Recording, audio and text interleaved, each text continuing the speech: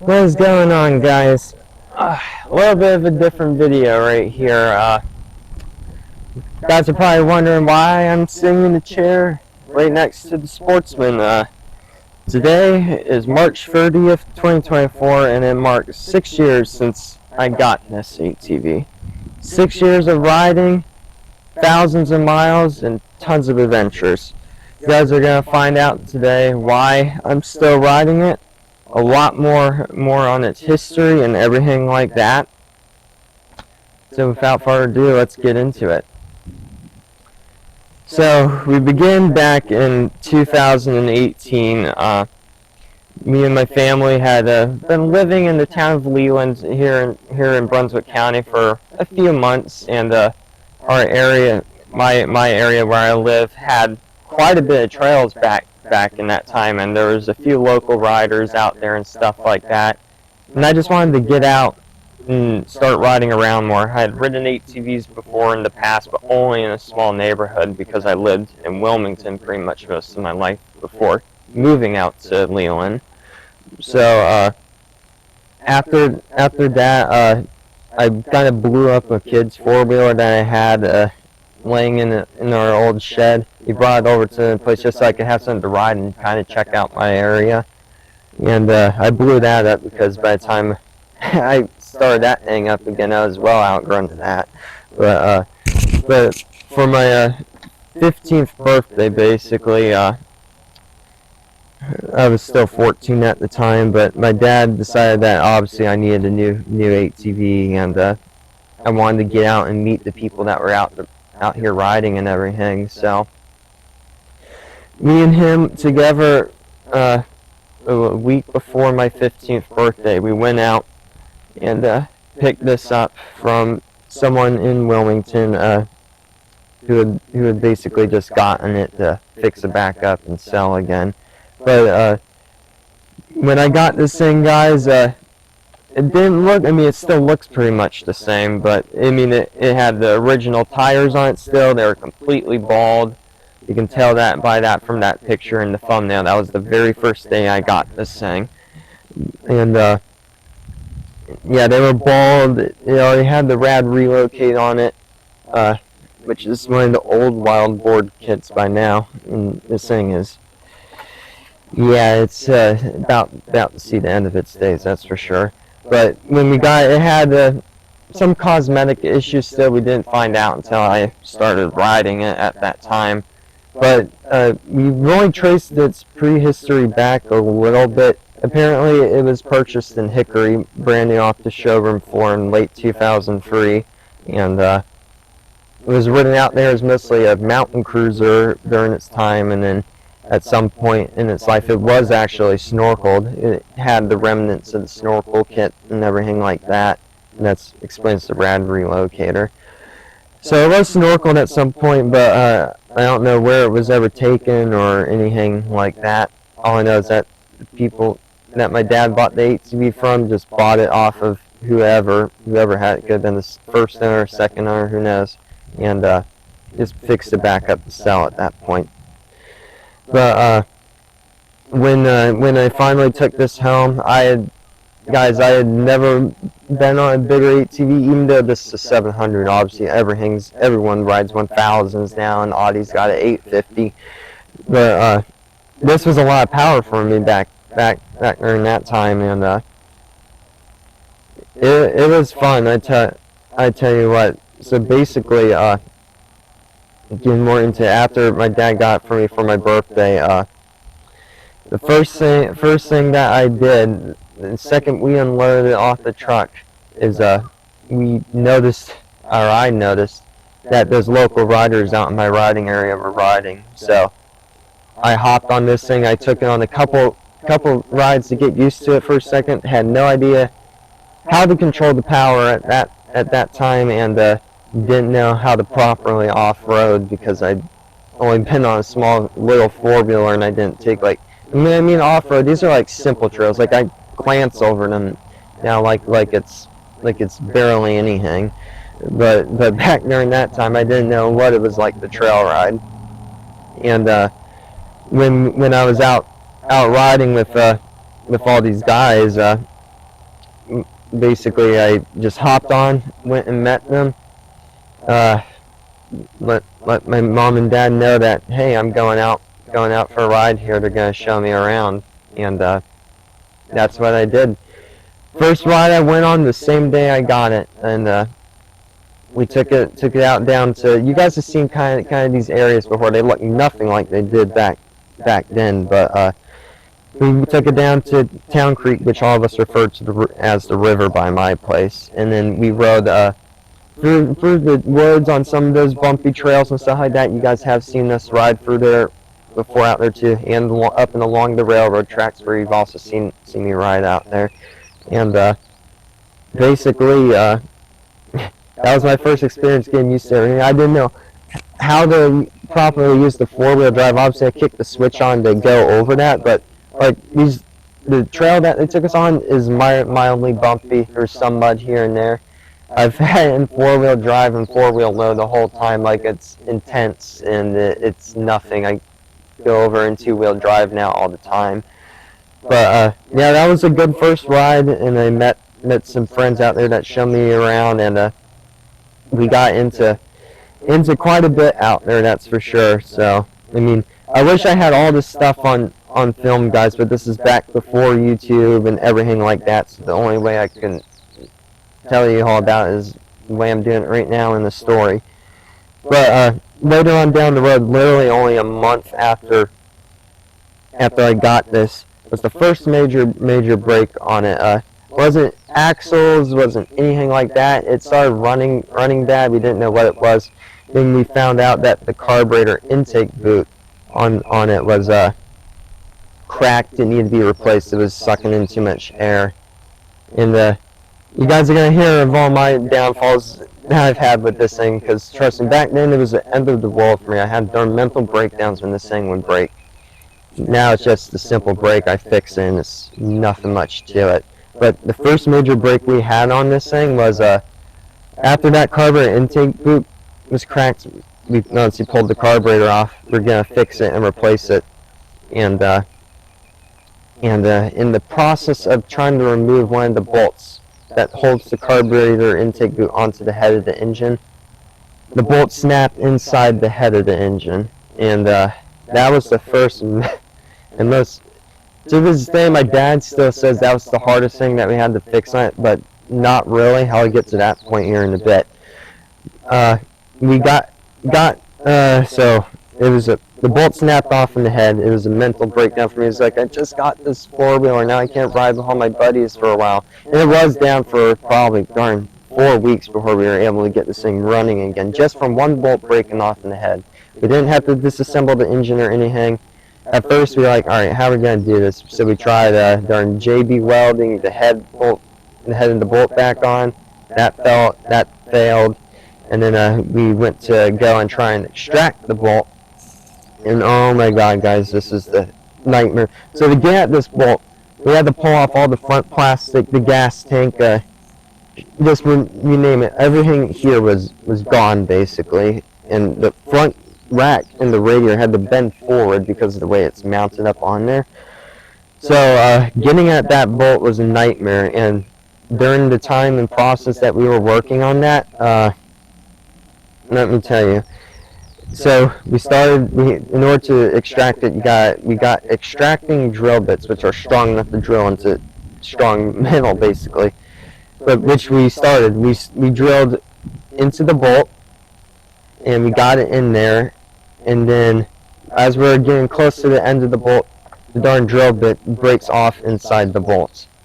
And that was the first start of this nightmare. The second thing that happened is like, all right, we can't get it out. It's stuck in there. We couldn't get at it with needle nose pliers or anything.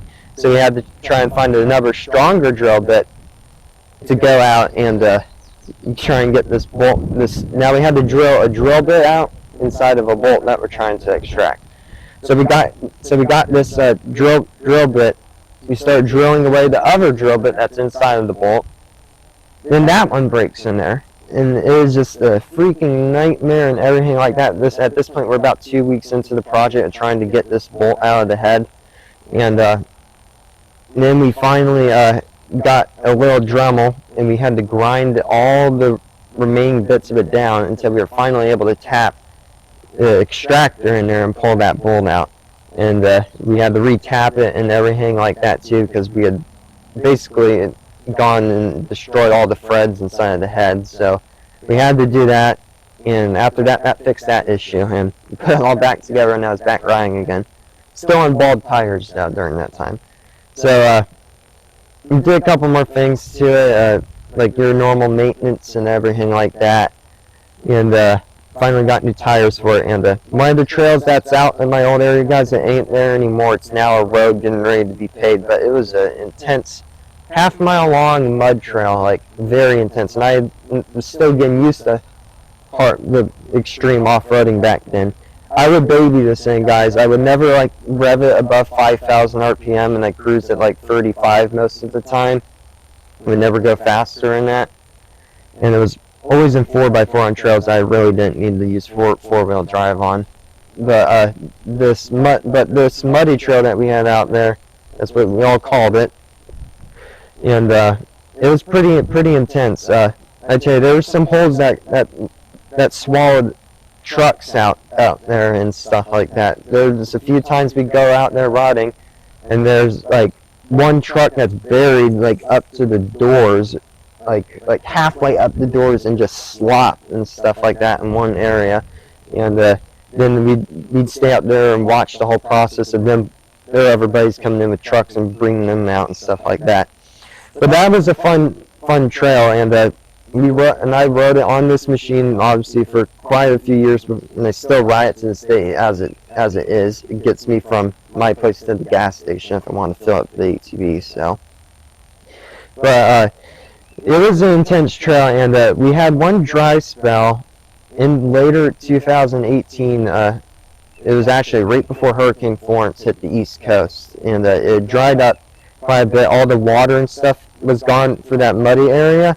And it's like, oh, all the water's gone and so that. And obviously, I'm still getting used to off-roading in 2018. I baby this thing, but I was in four-wheel drive, but I didn't understand the aspects of no water means that mud underneath is a lot thicker, and I just thought it was dry. I rode right into the worst spot of it, and this thing was absolutely buried. Obviously, you guys have seen it absolutely buried now, but I didn't know what to do it the first time. I wasn't out there with anyone else. It was just me. I was heading over to see my friends, and I got buried in some crazy thick mud. And I was lucky. I had a number of one of my buddies at the time who had like an old Ford Ranger or something like that. He took that out into the trail to pull me out, and he got me out basically, but I wasn't going back through the trail. It took a few hours. It took me time to go back and get it, and then get pulled out again. So yeah, it was pretty intense and muddy. And then we go even later into 2018 and stuff like that. Me and some more friends are out there riding, and one of the next things to break on it wasn't anything major. The fuel pump went out, stopped pumping fuel, and it died on me in that same trail. Luckily not buried or anything like that, but I did have my phone on me, and I had to walk the rest of the trail to go and get my buddy to come pull me back out of there again, fix that. Now got back going again, and there's going to be a lot of things that break on this, guys. It's been riding it for 6 years. It's crazy. And get into more of like what it was like now when I first got it. Still, when I got the Sportsman, it had 750 miles on it. All the plastics and everything were all in its original color still. This is not the original black that was on it. I've obviously painted it a lot shinier since then. And as for the graphics and everything, these, I tell you, they're this original graphics, and it shows they're slowly peeling and fading over time. But unlike the new graphics stick on better back then than they do with the newer ones. You can ask Audie that question. The graphics on newer machines do not stay on as long as they do on older ones. But back to 750 miles when I first got it. Its current mileage is a little over 6,200 miles over the course of 6 years. And most of those miles, guys, wasn't really from many of the ATV parks, let alone the Green Swamp, which is another local riding area out here in the county. That's where I started picking up more miles from, but pretty much all the original miles from 750 to right around 5,000 were all from this small riding area. I mean, let me tell you, we rode so much in this riding area when I was young. Obviously, it was before I started working, and I was homeschooled at the time, so I was always home.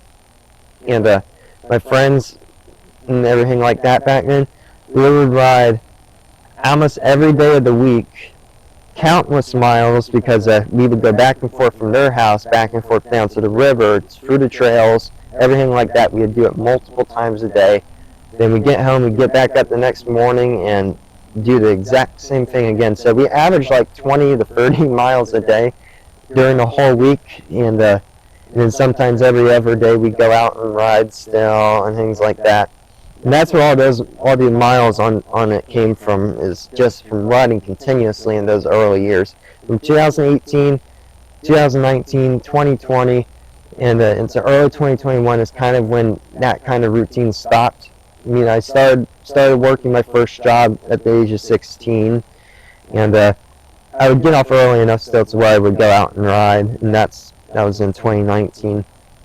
But besides that, this thing was there for every 1,000 miles. I keep a track of, and I take a picture and I post it on the Facebook. I didn't do it when it first hit 1,000 miles because I didn't know to think of that at the time. But for 2,000 miles, 3,000, 4,000, 5,000, and 6,000, I've taken pictures and I've documented it all. And I plan to keep on riding it until I see that odometer touch 10,000. It may take a while now because it doesn't get ridden as much as it used to, but it'll get there one day. But back to more of the stuff on it, it's just been for so much. I remember I did go out, I think, not long after Hurricane Florence in 2018, and I tell you the water had receded by then, but you could tell that water flooded for every bit of the trails up like 3 feet and stuff like that. And down by the river, it lifted a dock that was down there at the river up off of it. And we would ride the ATVs up onto that dock when we were younger. And I tell you one thing, not everyone always liked that. Like, this is why I wish I started YouTube all those years ago, guys. We'll get into some more of the fun stuff right now. Me and my friend group, obviously we've all been through it, but we always ride this area. It's in the back of the neighborhood, and during that time the neighborhood hadn't started building up into that area, and we were always tearing it up still. And as soon as they started doing more over there and stuff like that, we were still obviously active and riding out there. You obviously have all your typical people. Most people refer to them as Karens now, and whenever they get irritated and they're mad at you. Actually, it wasn't really many of the residents that were slowly transitioning back there that were mad at us for riding. It was the people that were working on everything back there. Like, wasn't even like, so you got construction workers, they'd allow us to ride through there, and I was mudding this thing one day too, and tearing up like all this dirt that they had just laid down. Like, well, we don't really care, we're just putting it there to wash it away. So not really the construction workers cared, it was their bosses, their supervisor, whoever they worked for. They hated us. They had some dumb daytime security guy out there, and we had some fun moments with him. The first time I took this thing fast was in early 2019. I was basically still babying it, and the first time I actually ripped it up to like 65 miles an hour, which is right around its top speed. But we were coming back from the river, it was muddy and everything like that. Me on this and two buddies on dirt bikes, a 125 and a 110. They were coming back from up on the river, and Mr. Daytime Security Guard was, of course, coming down there. This is on a weekday too, so he was obviously working and stuff. And he's waving at us to come talk to him and everything like that, but my dad and everyone told me just keep on going. That's what we did. We kept on going. He turns around and he starts chasing us. And wish I had recorded that moment. It was so funny. We were just messing with him and everything like that. I think at one point we had some like garbage or something that we were hauling in my saddlebag or whatever. We just started throwing it at him. Because these guys did over exaggerate on riding. Basically, they would always be so upset like it was the biggest deal in the world. Like and these were in areas we were riding and not really tearing up what they were working on, but they would still make it a big deal.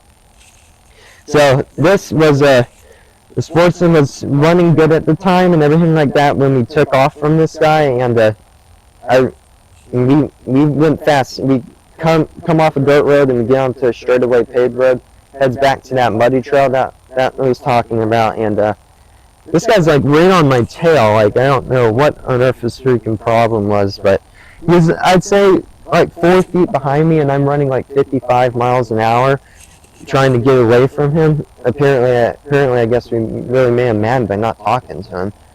So we took off and got away from him as soon as we hit that muddy trail. He couldn't follow us anymore. He did. If I would have liked to watch him try, I would have, because if we had a cut around him in there, and if he would have followed us, he would have buried his truck right in that muddy spot that was out there. Then look who's in having to deal with stuff now.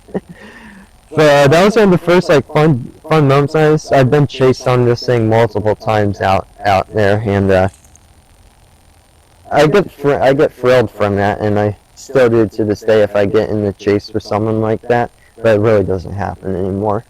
But that was the first time that happened, and then it didn't. Luckily, after that run, it didn't break anything. But after hitting the trail real intense, coming off at that speed, it started tearing up the axle boots. And this starts the whole thing of how many axles I've been through on this. Not really, I don't really break them, but I wear them out like crazy. All that mud and water I was going through back then, and then I went and fixed the axle boot because I was riding so much. So all that water and mud began there to tear that up. I'd say probably since 2019, because that's when I started replacing axles on it. I've been through probably about 24 rear axles just from wear and all the miles I put on it, and the front axles have only been replaced one time. I've only done the U-joints on those. Do not wear down that much. Because back before 2005, it's the 2004, it's the 1 year only model. Polaris put U-joints on the other end of their front axles, and they're very strong. You can't, like, if this thing was lifted up higher, they don't like extreme angles, but they do not wear down or get torn apart or anything. Like, they survive quite a while. So that's pretty much all the axles and stuff, but I have had to rebuild U-joints, who knows how many times on the front and rear drive shaft, countless times, and it's crazy. I've probably been through 24 U-joints as well, and we've gone through a couple new drive shaft yokes and things like that. So basically all cosmetic issues stuff, guys. These weren't like major breaks. It's just all the stuff getting worn down through all the thousands of miles that I put on it. But get on to another more major issue now that, oh sorry, there's bumblebees out here flying around me. But yeah, another more major issue that went on it was coming back. It was also a more recent reoccurring issue too. Was the Sportsman lost 4-wheel drive, and I think it was sometime in later 2020, and later 2020, and it really needed it. Like it went out. It was because that magnet piece in the front diff had failed. We got a new one, we fixed it, and it was only in 2-wheel drive, but it was a pain rebuilding that front diff and learning how to take all the front shocks off during that time. Another stressful moment, but I was still riding it in 2-wheel drive. That was the next most major thing on it, the brake. But we'll get kind of into more stuff about the group right now. Let's talk about that. So the group's 4th anniversary is coming up later in April. We'll also be doing a video for that as well. I recommend you guys checking that out. But when I started groups, basically, it was because my buddies had started slowing down some, and there was less times we were going out, especially when I started working. So we created one group to start out with. This before Brunswick County Riders Club, and I'll get more into that too in that next video. But basically, when we started this group, I was getting more into it now, and at this point, me and my buddies in our area, anything that would get in our way, we would just ignore it and keep on riding. Like at those points where they started trying to keep us from riding out there, but it was not stopping us. It was not stopping the Sportsman. It was not stopping my friends or anything. There was times where they tried to block the trail by throwing tree debris down on it. At this point, I was getting more into it now. I started just romping all that out of the way and then hooking the winch up to it and dragging it out of there, and then I would end up throwing it in the middle of the road because it made me mad. But getting into that, like right before the group started, we had another group that was a little more intense. It wasn't, and we had to get rid of it because of things that we did on this. At the time, I was using the Sportsman to do everything out there. It was also where more of the abuse started going on to it, and I started using it for doing trail work. I would started dragging trees with it and everything else, and that really started tearing it up and making it not look as nice anymore. And during that time, I was still young. Don't get me wrong, but kind of getting in trouble with making trails. Like we're making new trails out here because there were actually quite a bit of abandoned ATV trails out here that hadn't been used in a long time, and we were kind of re-clearing them and everything like that. And at the back of one of them, it was a dead end, but it looked like it kept going. So I cleared that out, and not still being quite that smart at the time, I accidentally cleared a trail on the someone else's property that backs the other woods and everything like that, and I started marking stuff on their property when I was around that time with like trail signs and everything like that, because I was just trying to get everyone to come out and ride because riding started slowing down, and I still wanted to hang out and ride with everyone. So I did that. That was a mistake because we ran into some other riders that are like because these people, they found out that obviously I was putting signs on their land. They started breaking them and stuff like that and throwing them into the woods. So these other guys that I only rode with for 2 weeks or something like that, they were just a couple of other teens on dirt bikes. They're like, hook this thing up to what was it? I don't even remember. It was something they had out there. It wasn't a tree stand, but it was like some like fence type material type thing. And told me like, they're messing with your signs, you mess with this. So it was like, oh, all right. So I hooked the Sportsman up to this big wooden thing. Don't know what it was. It wasn't a stand. It was just like some like bench like thing or whatever. But I hooked it up and I freaking ripped that thing out on the ground and I dragged it through the trail until there was nothing left of it, which did cause me to split a couple more axle boots on this thing doing that. But after that caused some issues, and we didn't do that anymore. I'll get into that in the next story. But back to this, we're getting to the point now where I started Brunswick County Riders Club, and I started getting to hang out with more people and everything like that on it, and I started taking it to more places basically. First place I did ever take it to was Busco. I took it there in early 2019. That was the first time I'd been with it, and we didn't hit any of the intense mud at Busco during that time because it was just me and my dad on a dirt bike, and we didn't really do too much. But But when the group started, I started meeting more people, hanging out with a lot of other friends, and trust me, they took me through some areas. At first, I was trying to show everyone in my area because I wasn't sure if not many people knew about it. Which they didn't, and then some did. Like, they used to ride that area before I moved out there and before the community started building up. And but they started taking me places, and let me tell you guys something. They're in some intense places. And I'll get into that in just 1 second. I'm going to go ahead and grab a drink, and I'll catch you guys in just 1 second. Alright guys, I'm back. That was about like a 20-minute break. I had to get my voice to recoup there. And we were working on a Audie's high lifter, and we figured out what the issue was with that. So that's all good now. But right now, let's get back to where I was. We're kind of getting into the group bit here. I start getting used to riding and everything like that, and we start traveling more.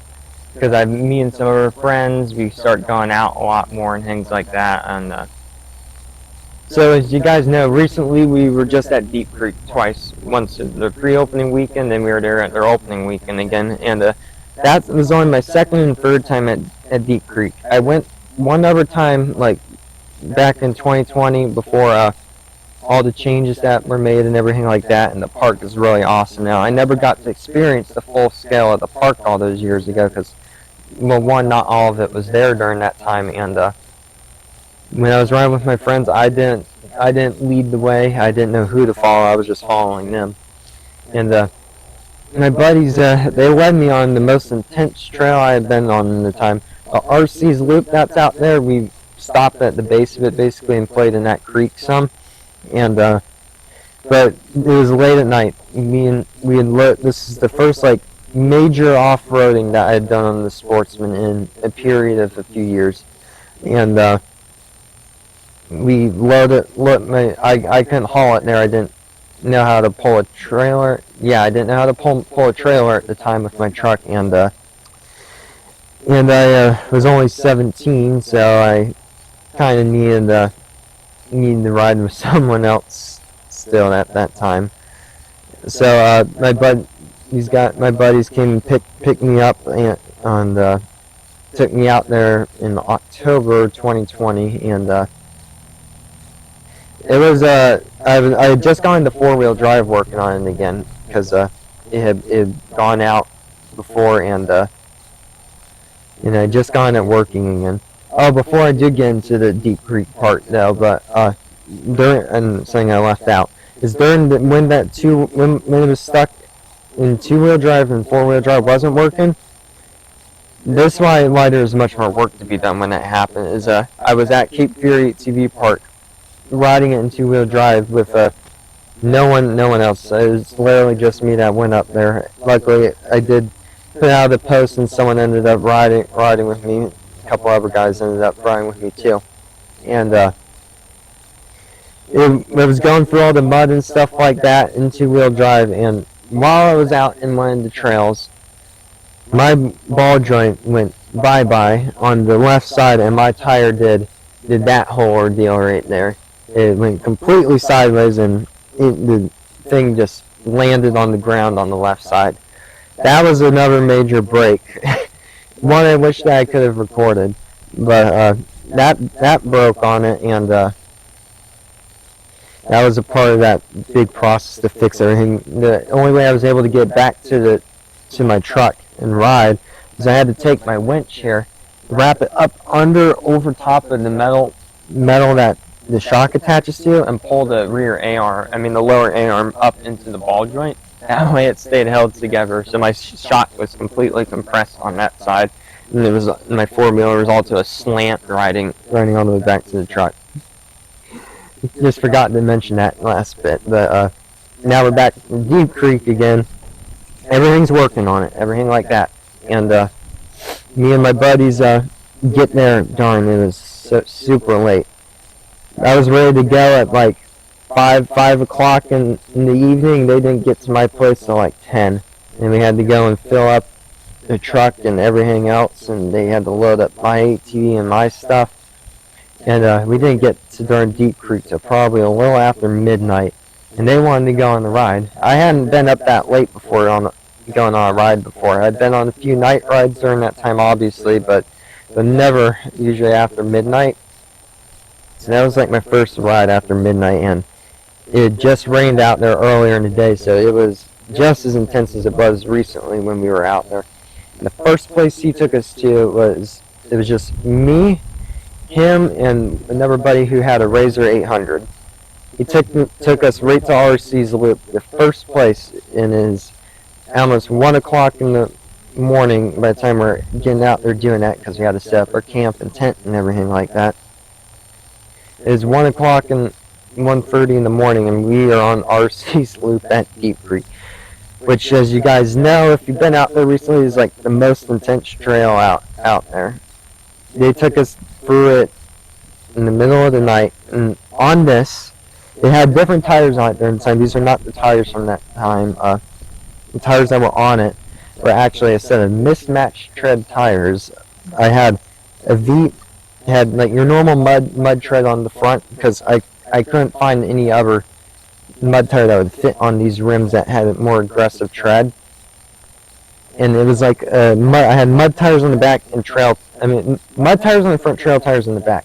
And the trail tires were 1 inch higher, so the back end set up higher on it.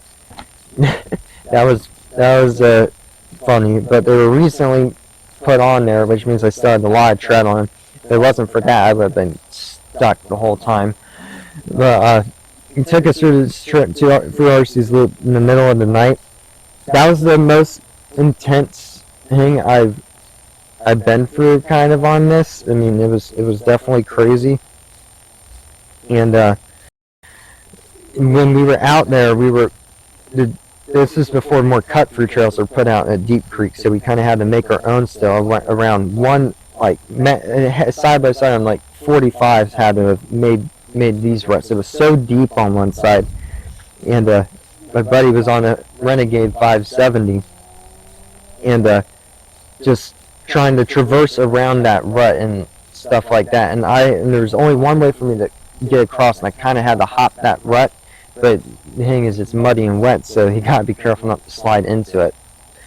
So when it was my turn to finally try and get around that rut, there was so much mud already caked onto the tires, and the thing is completely covered. I went over and it slipped right into the rut. It was at like a 40, or it was like, the Sportsman was like at a 60-degree angle, not on me, but like it was so sideways. If it wasn't for how the center part of that rut, it would have flipped onto me. And that I was not used to that. I was like, oh crap, I need help. I'm in a terrible situation right now. And they came back and helped me. They got it off of me, and they helped me get it out of there, because I didn't know what to do in that situation. But by the time we were done, we finished the loop, and it was so muddy we didn't know where we were going. We were just spinning all the tires trying to get through. Like, we're talking like the main trails, guys. The mud had to be that thick, and we were just going through it. Like, all the trails out there were like that during that time. It was crazy. By the time the morning came around, it was like, I mean, we didn't get back to like 3:30, almost 4 in the morning.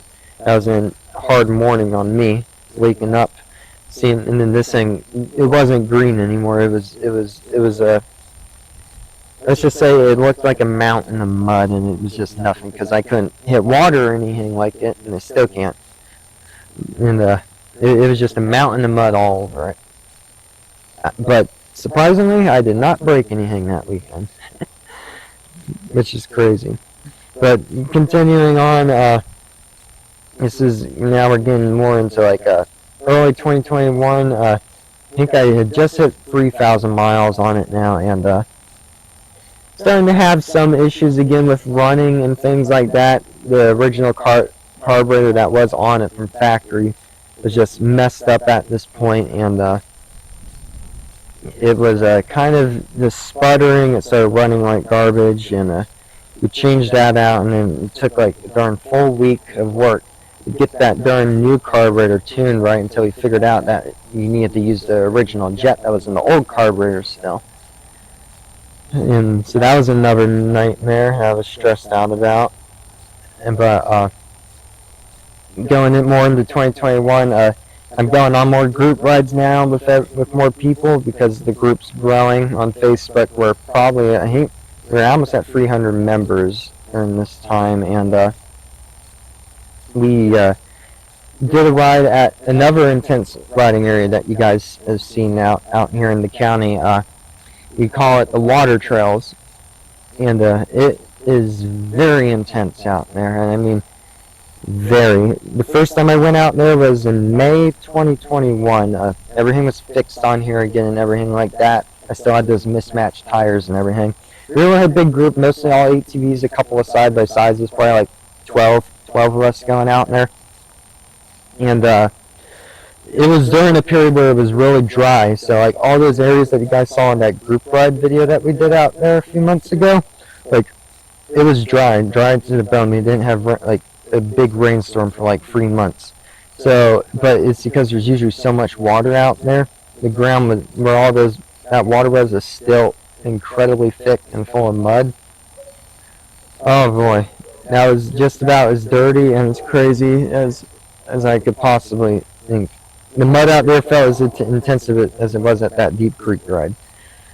It was bad, and I definitely got stuck a few times, and even though at this point I'm not really babying it anymore, I'll send it into the higher RPMs and I'll get more wheel speed, and I know that I have to make it, so I can't just crawl into the mud, and no, I'm not going to make it out of that. But that was the first one I did out there. That was intense. And later into 2021, we had another big, huge group ride at Deep Creek that helped grow the Facebook group even more, and then nothing broke at that ride, and nothing really broke pretty much the rest of that year. Like there was a few more instances where it was worn down and everything like that, and it needed work to be done on it basically. But getting into the part of 2022 now, my riding area where most of the miles are put on this thing at is pretty much, it's still there, guys. It's still there. You'll see it again, but basically I ride with the original small group that used to ride with every other day out there with now, and it was mostly just traveling at this point. But in 2022 we had like our first like snow and ice that we'd had in a long time, and I've always wanted to ride it in the snow. So first thing I did, it was like 6 o'clock in the morning because that's when the snow was coming through. I hop on here. It's freezing to death, and I'm wearing like 18 layers of jackets. And I go out and I play in the snow. It was only like half an inch, but I tell you, I ripped this thing around. And then we had an ice storm too, and I was drifting this thing all on the road and stuff like that. First real drifts it's ever had on the pavement, and the last time it's done that basically. But all of this is fine now. No major real issues from like early 2021 to early 2022. But now we're getting to where it starts.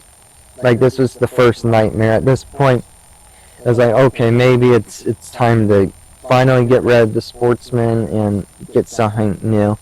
I just hit 5,000 miles on it. I document it like I did with all my other milestone goals, and we're out riding with a group in my local riding area, and so I knew something was wrong. I had a feeling that something was up with the carburetor during this time too, but I didn't realize that there was more issues, way more issues. So we hit 5,000 miles on it. I knew it was not running at top shape, but I was still riding it, which is kind of what I'm doing right now still.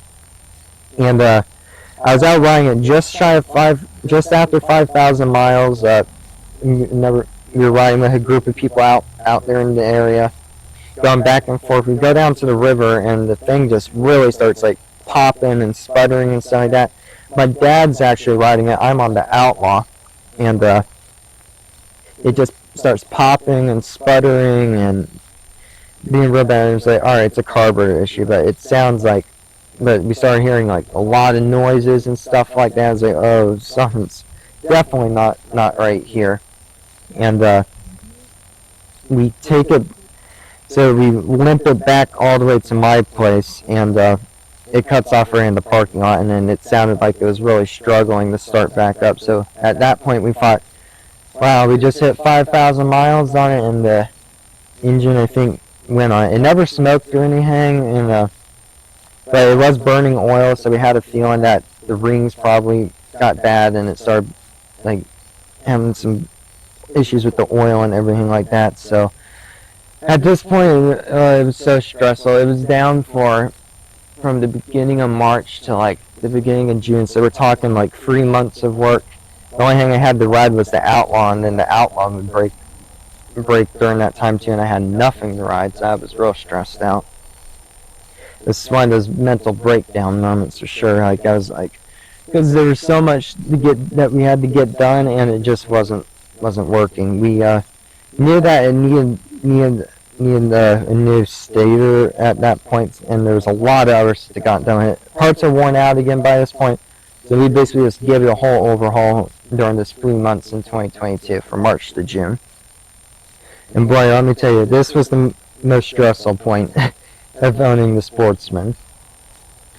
So we get to the point now where it's just absolutely crazy. We start doing the tear down on it. We take everything apart, all the way down to the cylinders and to the base. We didn't split the crankcase because the crankshaft and everything we found out was still fine. It was still good, no play. So we're like, alright, it's just the top end rebuild then. So we ordered the rebuild kit, everything like that, get all the new parts and accessories and stuff. We found out that most of the popping and other issues and stuff like that actually was because the headers had a crack in it, like the welds broke. The intake boot was cracked again by this point because it had been 4 years since we changed it, basically, just about, and it was just having other issues. We knew it was burning oil too, so we were just like, alright, we're rebuilding the top end. Because, I mean, at this point, someone would say, alright, why don't I get a new four-wheeler? I didn't have the money to do so at the time is why. Plus, I don't want to get anything used, and I'll get to that in a little bit here. But, we get to the point, and we are tearing the engine down. Everything's ready to go to get rebuilt again, and this is the most stressful part. So when the engine kit came with a base gasket, the cylinders, the pistons, a head gasket, and a couple other stuff. But with these engines, guys, and some of you may have had to deal with this before. The way the Polaris engine is set up on these old ones is you got a base gasket, then your cylinder's gone, and then your head gasket, and then your head. It's not like you have to pull the pistons out for the bottom of the block. So we've got all back together. Like literally, it takes us probably like an hour or two to get the engine rebuilt, and then get all this put back together. Then we gotta put oil in it, and then we gotta put coolant back in it, and then we gotta put gas back in the fuel tank again because we have to take the tank off. So we had to put all the fluids back in. And then when it fired up for the first time on the rebuild, there was coolant leaking out down here at the bottom of the base gasket. And you're like, oh god. So it was still leaking coolant. We obviously don't want that to get into the oil. So this was the first time. We took it all back apart. All the way back down to that base gasket again. And we were like, alright, it's a bad base gasket, it's a metal gasket. That's going to come into play here in just a minute. So we get another metal gasket. We rebuild the engine a second time and put it all back together and all the fluids again. So we're 2 times now. We fire it up, it's leaking coolant again. So we thought at this point, oh, it's just so stressful and stuff like that. So at this point, we get it all back down apart. All the fluids are drained yet again, and we realize that okay, maybe because the base of where the base gasket sets on at is a little too worn out, maybe from the old gasket, and it's making it uneven. So what you do, what some people do, is they get that copper spray that they spray on head gaskets and stuff like that. and we sprayed both the head gasket and the base gasket with that stuff just to be sure. And we rebuilt it a third time, and we put it on there, and it is still leaking as we fire it up. And then our solution was maybe we didn't let the base gasket copper spray dry enough. So we disassemble it again, and we redo the entire process we just did again, and we put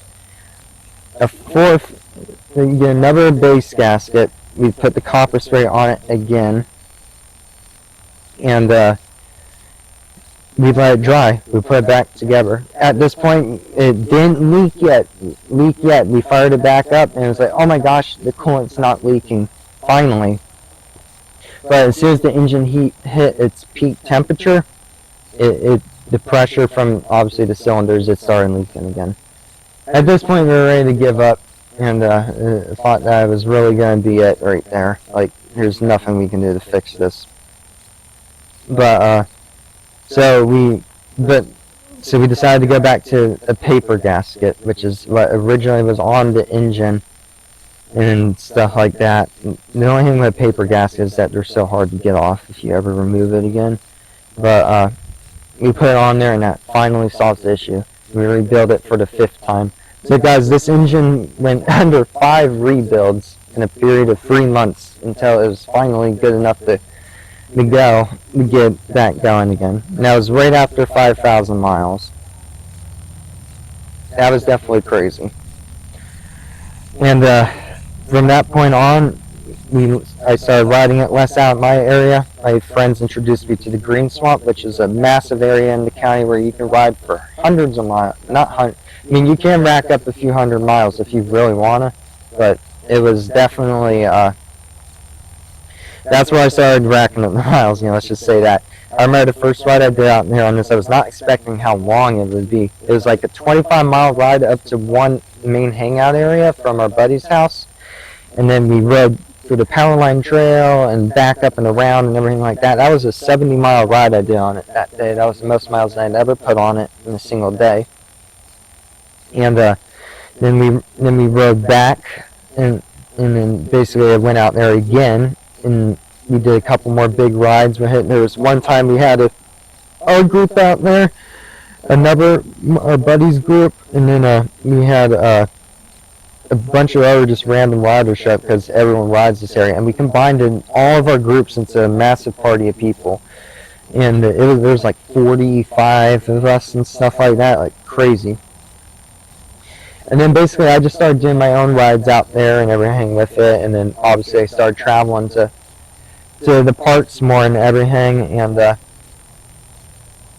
it's kind of where we're getting into it now. So basically now we can kind of talk about where we're getting into YouTube and stuff like that, and we'll get to that in just a second. I'm going to grab a drink, and I'll catch you all in just 1 second.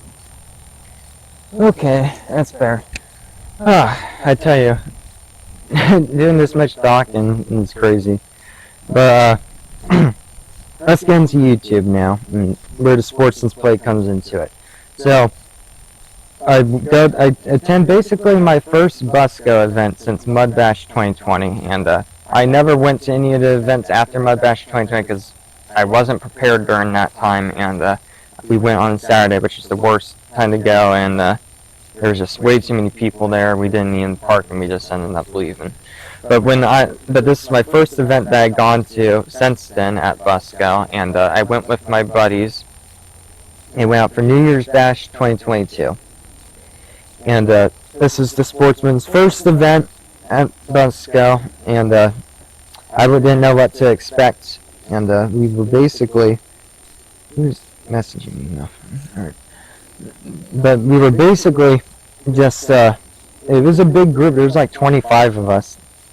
That was the original cover photo that was on the channel, guys, was from that ride that day at that event.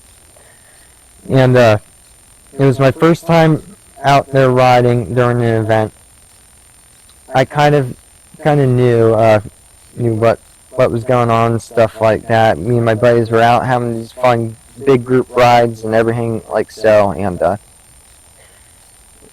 we basically just had a lot of fun.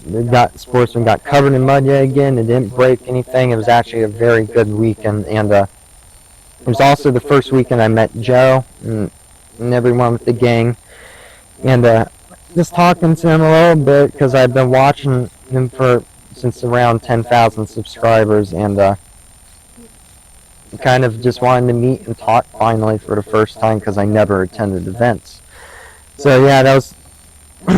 And after I talked with him and everything like that, not long after I kind of got the idea to start the channel finally. It was like the group's average member count slowed down. It's only at like right around 400 actually, and I wanted to bring the group to the next level basically because for some reason right after that event, all my buddies stopped riding. Like they went their own ways and started doing other stuff. I don't know what happened. So it got real boring for a second at the beginning of 2023. Also, some other things happened, but I'll get into that in the main story video. And basically, we were on a pretty aggressive and long break, and then I started YouTube. Let's just say that. I uploaded my first video, which is absolutely terrible. I do not like looking back at that video. And I had the Sportsman in it, and I was talking about, like, what I'm going to be riding. I don't have any major units or anything like that. And obviously, you guys pretty much know the rest from there if you remember when the channel started. After that point, I started going out to all the events. I attended Mud Bash last year for a day. I was at Spring Blast Off, Lake Fest, Daisy Dukes, Fall Bash, New Year's Bash again, etc. Plus Outback Mud Bash and a couple of other trips here and there. And I filmed most of it, and it was all riding the Sportsman. It's had its few issues, obviously during its recording process. And basically what I'm going to do is, since we're getting into this point now, I'm going to go ahead and throw you guys into a montage real quick of all the fun moments we've had during the YouTube point. Because you guys have seen the videos, I don't really need to go back over and talk about a lot of it. So let's go ahead and throw this into a montage. What's going on, guys? What's going on, everyone? We're out here at the Green Swamp today. My Sportsman out here, got it all nice and cleaned up, just for it to get dirty again. Alright, see if I can get out of here real quick.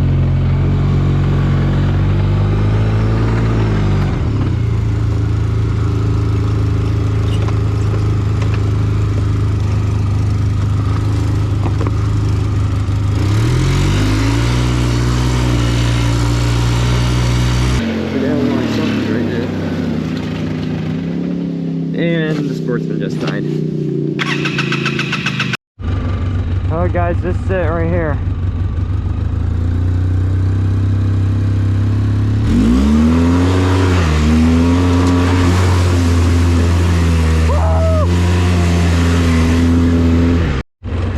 Alright guys, let's see how deep this is real quick. Oh, it's not that bad.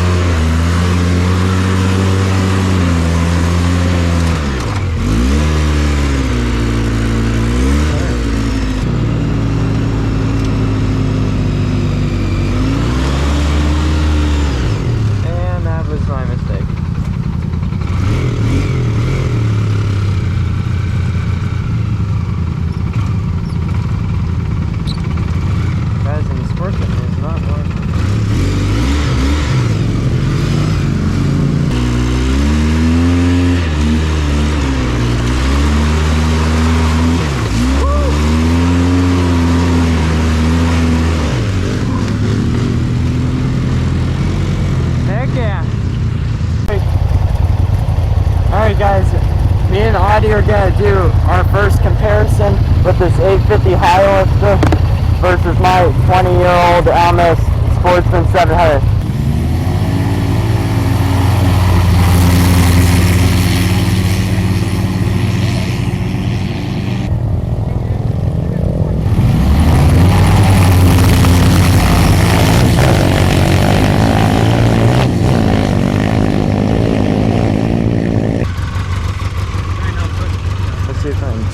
Get back into it now.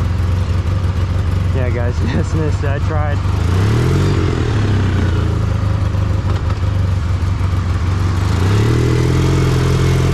Nope.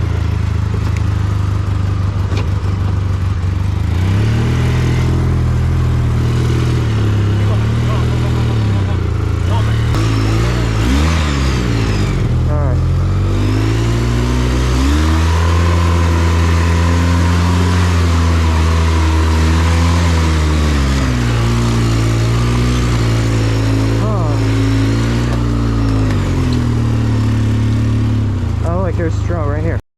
All right, guys, we're gonna go ahead and hit all three of these back to back here. See how the Sportsman likes it. Let's go to town.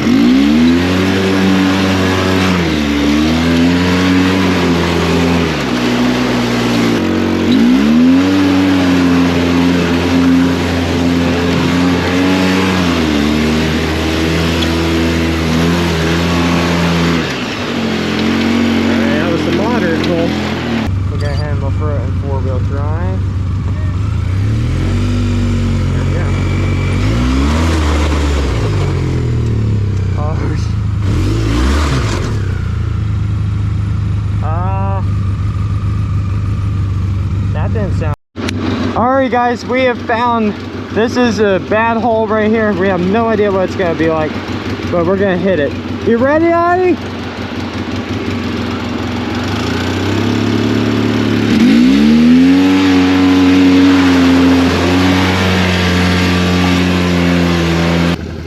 A little more.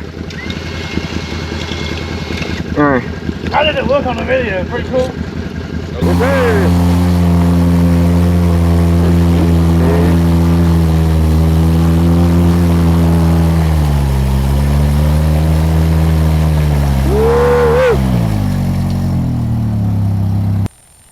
Okay, hope you guys enjoyed that montage of all those fun moments. Now it's time to get into the point, is why am I still riding it? Why haven't I gotten a new unit yet? One is, you guys probably already know from everything I've talked about. At this point now, it'll give me issues, and I'm upset about it, especially with what the issues it's got right now. It's having a very hard time starting. I now need a new voltage regulator, because the battery stopped charging that weekend at Deep Creek, and then it needs brakes too. The brakes are non-existent basically, and the winch needs to be fixed. At this point, basically, why haven't I gotten something new? I mean, I just haven't basically. There's a reason why, and obviously, I can easily probably go out and get something new. I actually attempted to in the middle of last year, when it did have another kind of fail moment in the middle of 2023 where all the parts were just worn out on it again, and I was like, I'm just tired of doing the maintenance to keep up with it, because at this point now I'm riding it so much for YouTube, it's having a hard time keeping up with my riding style now, because where it started, I was babying it, I slowly moderated into riding it a little harder, and now I'm actually sending it in. And it's not, kind of not, I mean, it'll still be there for me. I'm still going to send it. But it definitely doesn't like me doing it at all now. It's not used to this type of riding style. But when I tried last year, after I did try and go and get a new ATV, and I may as well just talk about it now. I actually have some unseen footage that I'll throw in right here. What is going on, guys? It is finally the time. We are going to be picking up a new unit today. My new unit. I am finally getting something brand new. Notice, yeah, there's nothing else loaded up on the truck, so usually that means that we're going to get something new, so yep, it's finally about time. Everyone else in the group's got something new, and I'm the only one that hasn't gotten anything yet. Oh guys, we are here at Wilmington Power Sports right now. Oh yeah. Audie got here before me, but that's got off work. Yeah, I was a little excited, so I came early. Yeah. Yep. Well, why about we go check out the unit real quick?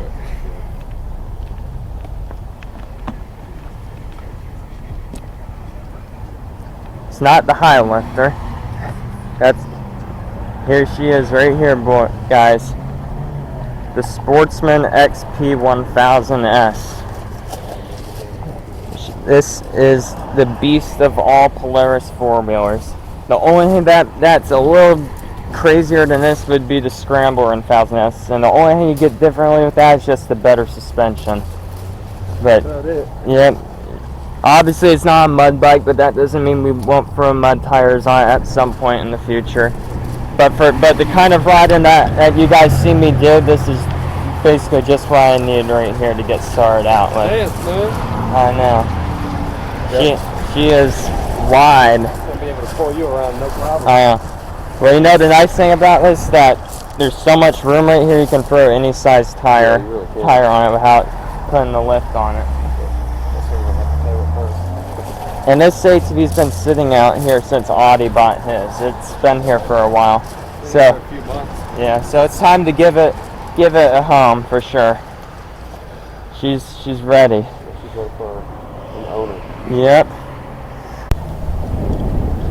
Well, guys, we're pretty much all settled, but this is due to some issues with my credit and just getting that all sorted out right now. Probably won't be leaving with it tonight. Plus, they're closed. It's got here at like 4 something, and it's like 6:30 now, so it's after their hours. But luckily, and shout outs to Wilmington Power Sports. They're great, letting me stay and hang out with them here for the night, and then just while we get everything sorted out. So yeah, I probably won't be leaving with it right now, but we'll be back in the morning, and we're gonna get everything sorted out, and we're gonna be taking it home to give it some fun riding. This thing's been sitting here under lot for quite a few months, so it's about time that it hits some dirt, basically. So as you can tell, yeah, I did attempt to go and get a new ATV, Sportsman XP 1000S, and the reason why I attempted to get it is because it was on rebate or whatever, sale basically. It was actually a couple grand off, so it was kind of worth it in the end, but it kind of fell through that deal because I didn't have any report on my credit. I never bought anything big, so there was no way I could get it without putting more money down, and I just didn't have the extra money to put down at that time. But now, after buying our big trailer, which is sitting over here, that may change. So let's get into the point. The Sportsman is still going to be with me here, and we are still going to be sending it as far as I can take it, basically. Our goal is to see what happens in 2025 with new ATVs coming out and stuff like that. I gotta do some looking around and stuff, because trust me, guys, the Sportsman's always going to be here. It's going to be what started the channel, and it's going to continue to be what I ride for the foreseeable future. But eventually it is going to finally change. I've talked about when I get a send unit finally. My goal is for 2025. The Sportsman will still be with us, but it will go into a retirement, which is, I do not want to ride it for a period of time, because I'm going to be doing a lot of work and research figuring out on how to build this machine out. It's not going to be a bounty bike. It's not going to be anything crazy. It doesn't have the power for that, but I do want it to be bigger. We're talking about lift, custom A-arms, parts, new tune kits, possible fuel injection, and obviously customizing it out. I have got new graphics for it too, to replace the original ones, but I'm waiting for the full restoration stage where I can take all this plastic off and get it all restored and everything like that, repaint and you name it. And so the Sportsman is going to go for that phase eventually, where it will go into retirement, and I'll have a send unit that I'll finally be riding. But when that day comes, the Sportsman's still going to be the main riding in it and everything like that. But yep, guys, 2025, look forward to it, even though we're still in the first quarter here of 2024. When 2025 comes around, there will be a new unit on the channel, and it will be crazy. But the Sportsman's always going to be here, guys. I plan on riding this thing still as long as I live. and we'll see the odometer continue to tick up through the thousands and go from here. But basically, I'm ready for something new. Trust me, I am. But the Sportsman sentimental, it will always be a part of my life, and it will always be here. So I hope you guys have enjoyed this story video. It's definitely a long one. We're looking at like a little over an hour long, and that's not even including the montage that I'm throwing in there.